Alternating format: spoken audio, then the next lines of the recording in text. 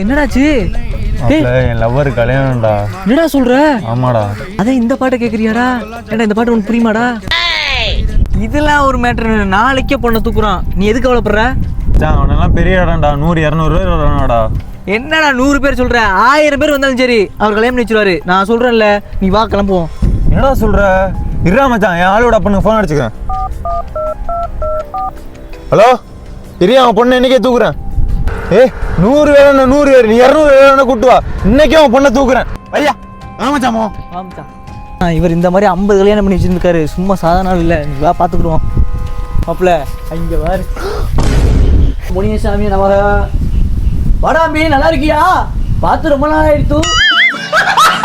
நொடியிலதான் எனக்கு சித்தம் கலங்கிருச்சே, மொத்த உலகமுமே அடடா சுத்த மறந்துருச்சே.